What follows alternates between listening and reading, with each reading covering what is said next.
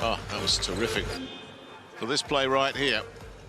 And there's a little clip there, just a little touch from Sergei Karasev, I think. Yeah, there it is. Asturia's available in the corner, takes it to the baseline, flips it back out to Hayes. Hayes swings one way, does the fade, drops. Beautiful execution from Nigel Hayes. Just talking about the learning process. I remember when we talked during the quarantine, you said a lot of things about Šaras and how he helped you to learn basketball, reading the basketball. And also you respected him for cursing you in 6 different languages. What kind of teacher is Martiną Schillerį? He's a very hands-on teacher. He's he wants to make sure that everyone understands. He's very in-depth with the understanding, making sure that everyone's on the same page at the same time.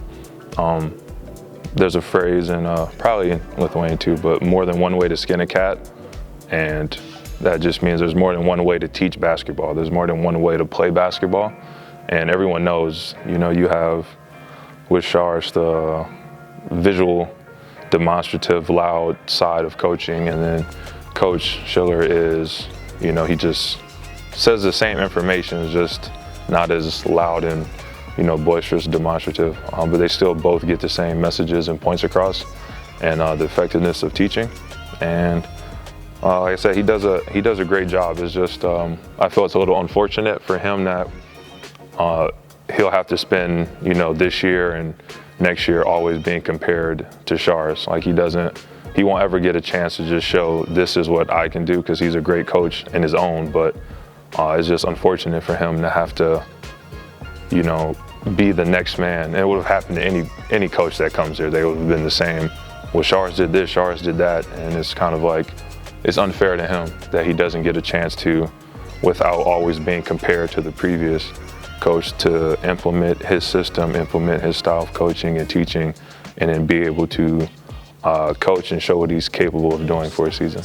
What players are feeling about this? I mean, do you feel more supportive for the coach, to help him to say, not to be affected by all the pressure and stuff? I don't think he's affected by it. I mean, I'm not affected by it. I think it's really a Lithuanian thing. I mean, he doesn't understand Lithuanian. He can't read it. So, like, whatever you guys do say, he doesn't see it. And if he does see it, he can't understand it or read it. So it really doesn't matter. And the same way for me, like, I don't read Lithuanian media about, I don't even read in America. I didn't even read, the media there, because it doesn't really matter what you do. It doesn't have an effect on the court, if you will.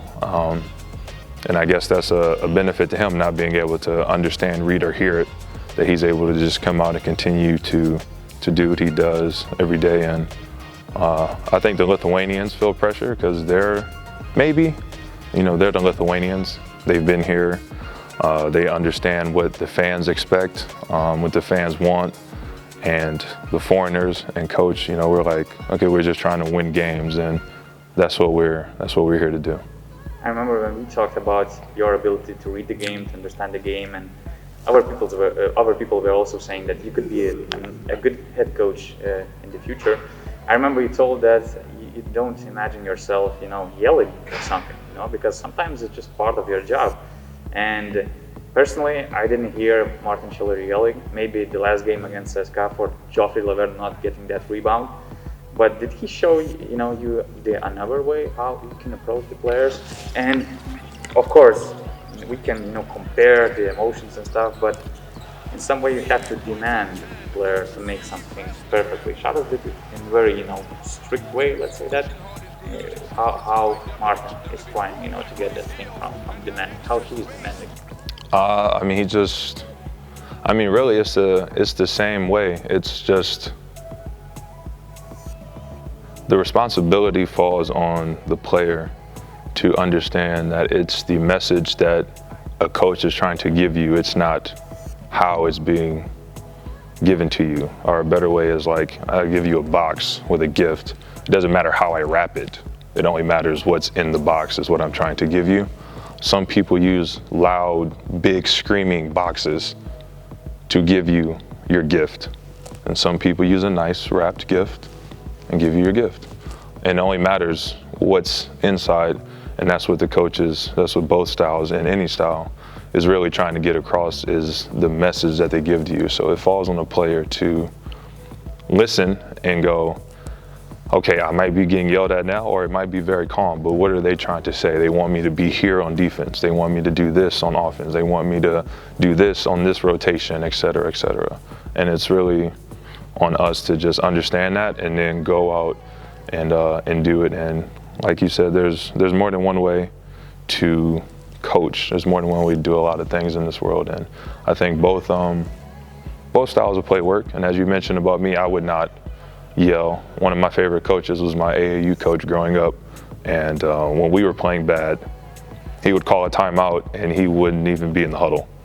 He would just call the timeout, look at us, walk to the bench, and then like walk away and go to the other side and like drink some water. And for us, that was like, okay guys, like, all right, we know what we're doing wrong. We know what we need to do right, and we go out there. Or sometimes he would call the timeout, and then he would just look at us and go,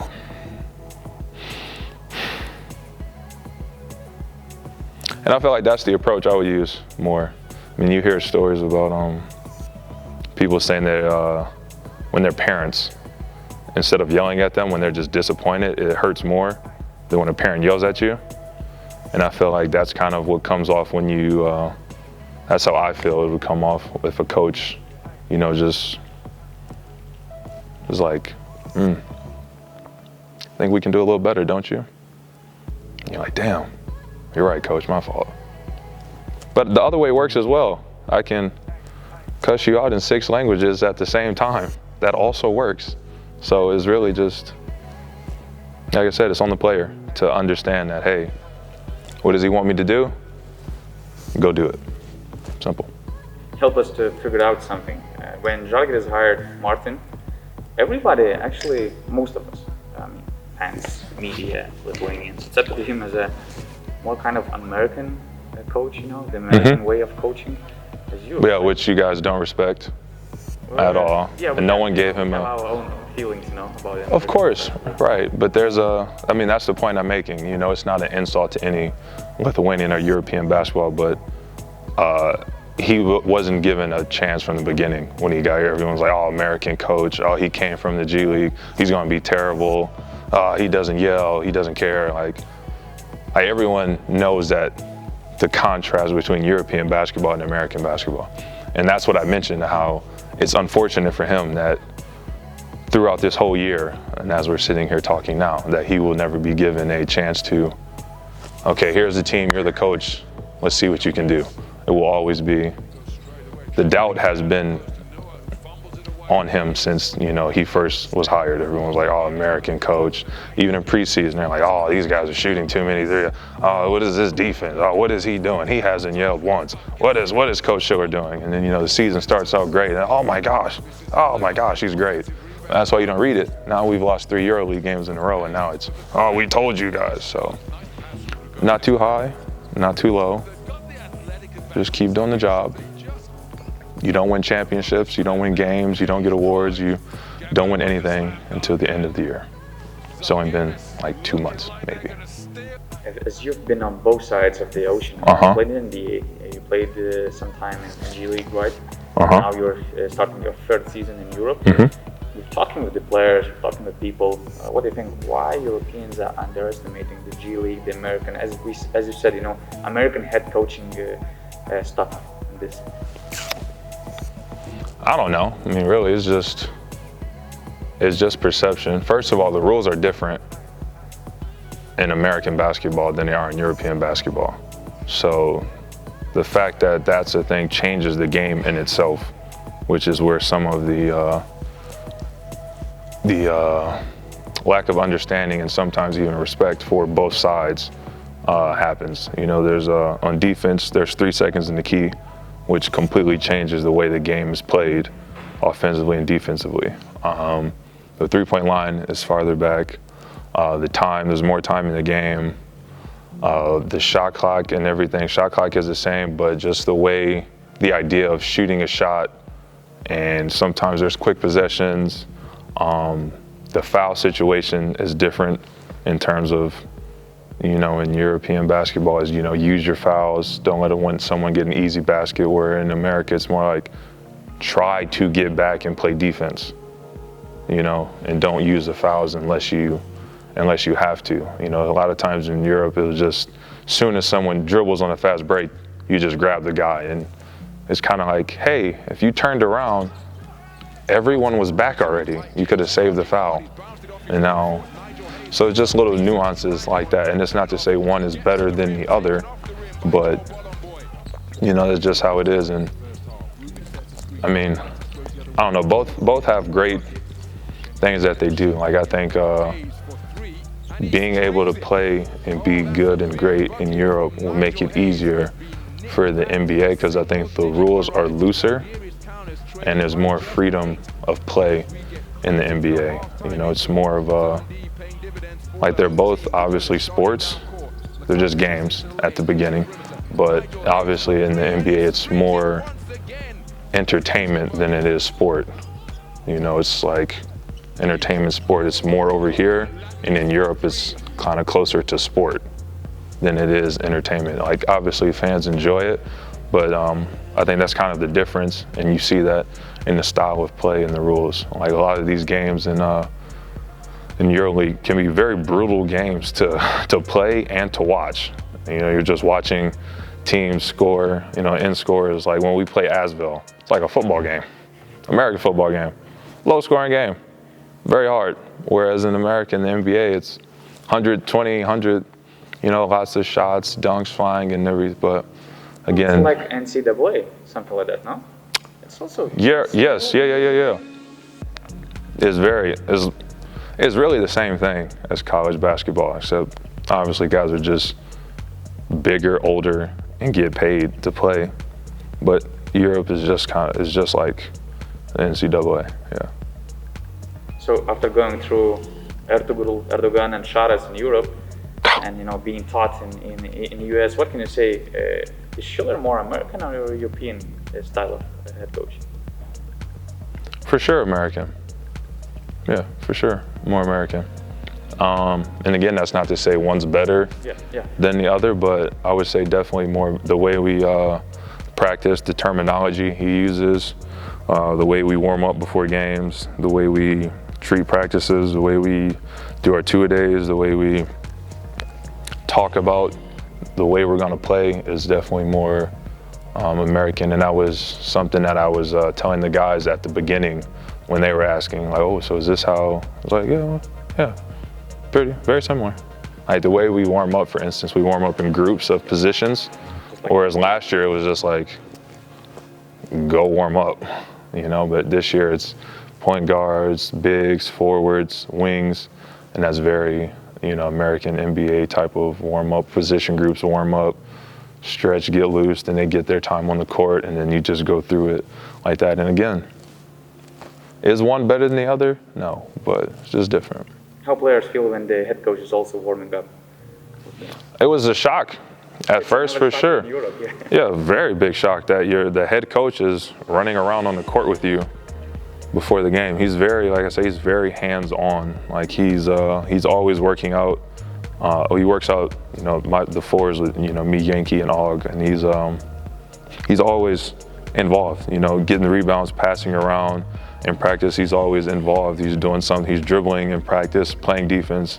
He's always very hands-on and active. And again, that's an American thing for sure. A lot of the coaches, like in college, and did that, and then in the pros, you know, the coaches will, you know, be on the court helping and being involved with the players.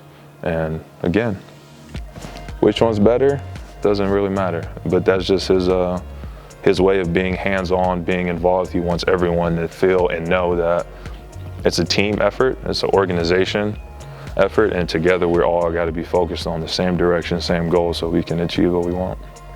When he was coming to Kaunas, he had individual conversations with all the players, and he watched their game, he talked about their game. So how did he approach you, and in which ways he wanted to help you to become a better player throughout the season? We watched, so we got on a Zoom call with coach and then the assistant coach, Arne, and then we just watched some of the film from from last year, and he talked about the system that was going to go in, and then he gave me film to watch of what was the team?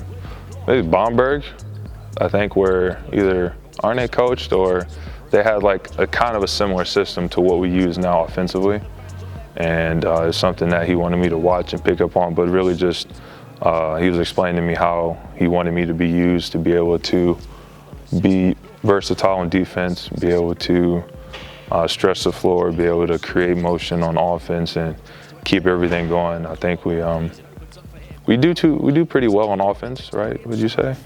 You're the first offensive rating in the EuroLeague. So he's doing something right. You know, we're doing very well on offense. Defense, we know that that's really our focus, and that's what we need to continue to focus on. And again, it's a different system than what the guys are used to. That's for sure more American system, or at least I saw it in America a lot more than being over in Europe, and the way teams have played against us and the teams I've played. What we do seems like a more American thing. And once we keep going, we showed glimpses. Our last game versus Česka, we did probably played 25-30 minutes of really good defense. And if we were able to get that to 35, 37, consistently in any game, we give ourselves a very good chance to win games. What are your own expectations about your development after coming, through such a basketball tactical school of Šaras? Mm-hmm. Now, working together with a different coach, Martin, who's also, boosting you something in some other areas. What do you expect, from all these lessons? What kind of player you want to be after this year? Really, I just need to be more aggressive.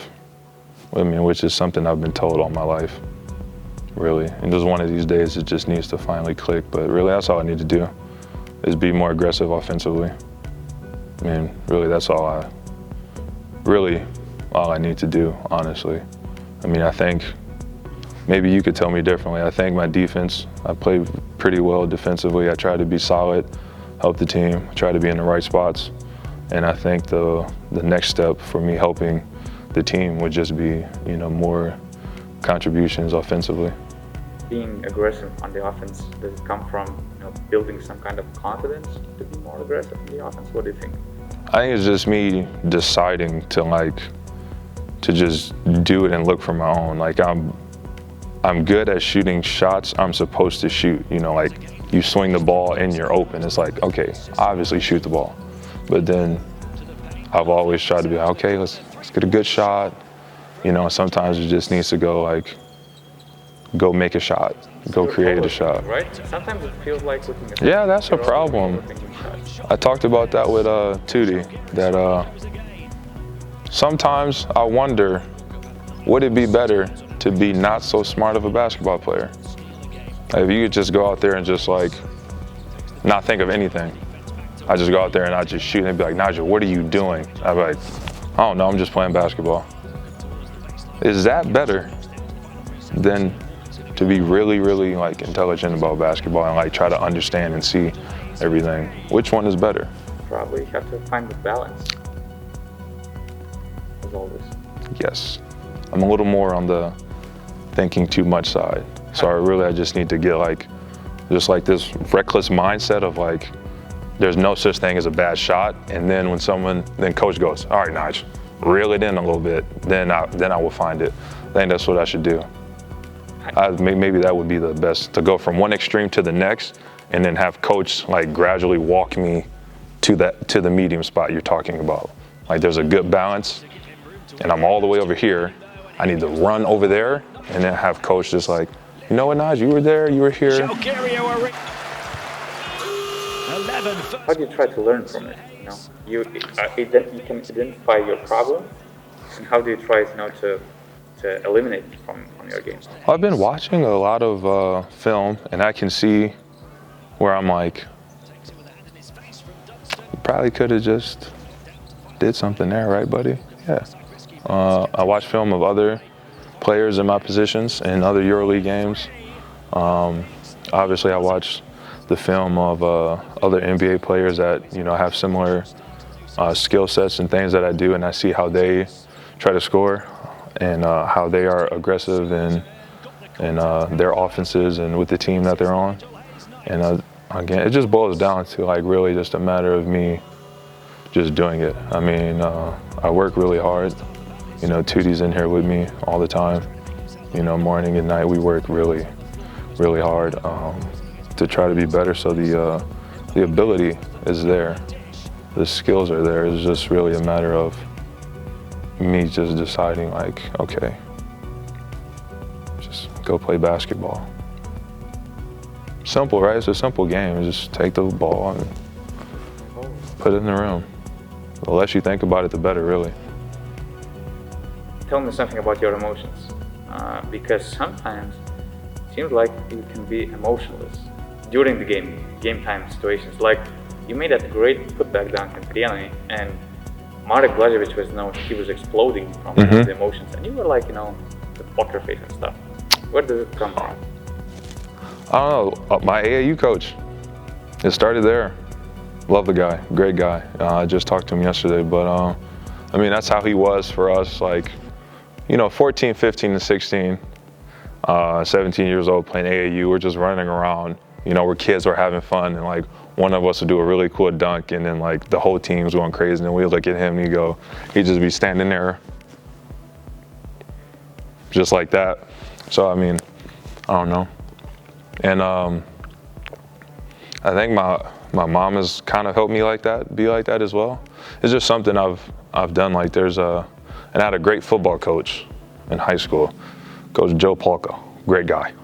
We were really good in football in high school. Shout out to Whitmer High School football team, all my guys there. But he always talked about don't get too high, don't get too low, which is, you know, where I heard that, like we heard that all the time, every day. Especially during games, the highs and the lows, ebbs and flows.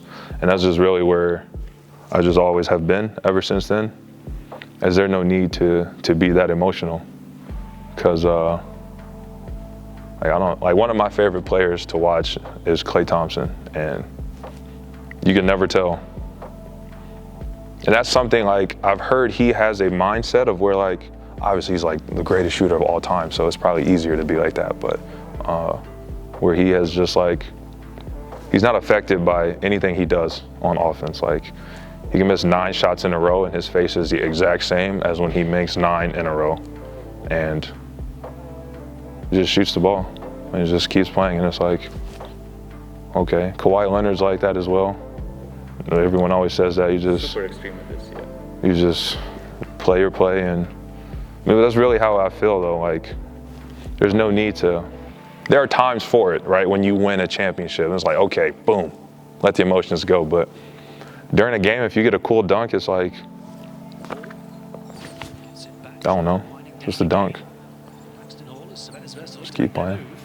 Talking about emotions, but more kind of mental things. In this COVID situation and these social distancing times, overseas.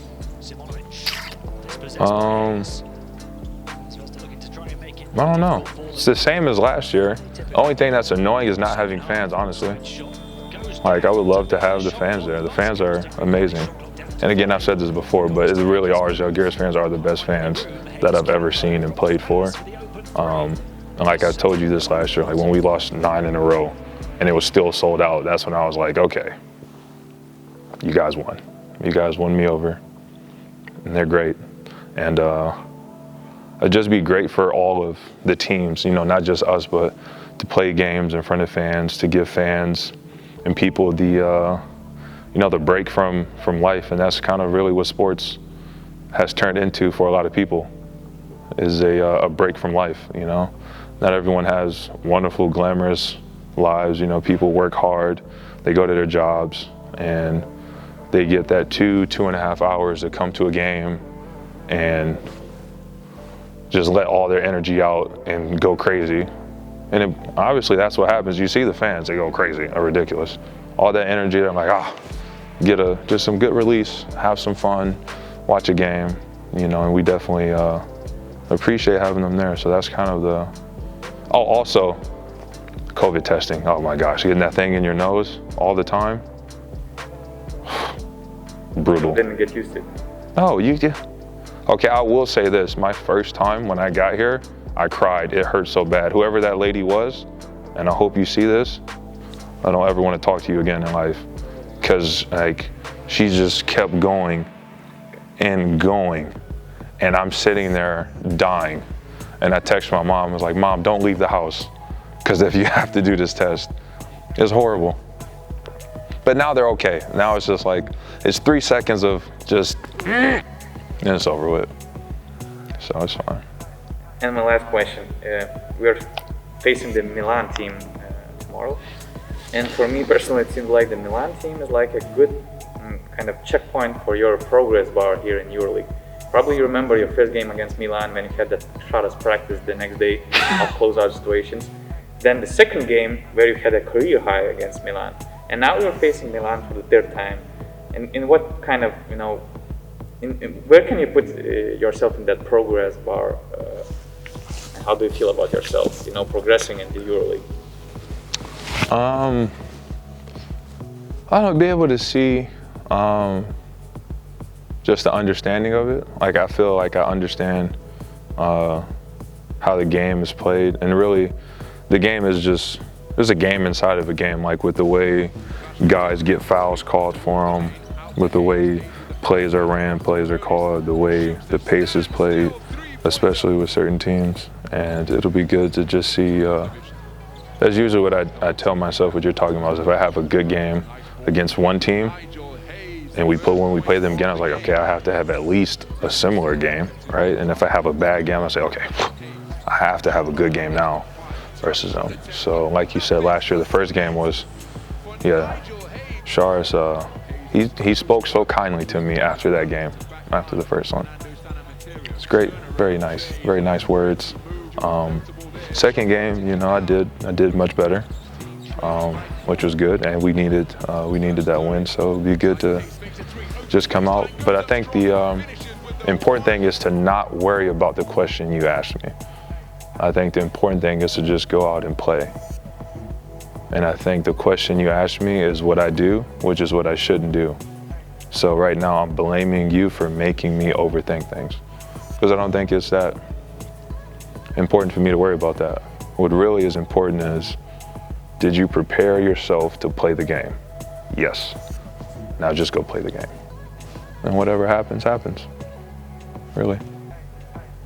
That's perfect, Nigel. Because as long as you win, no one cares. Let's go play the game.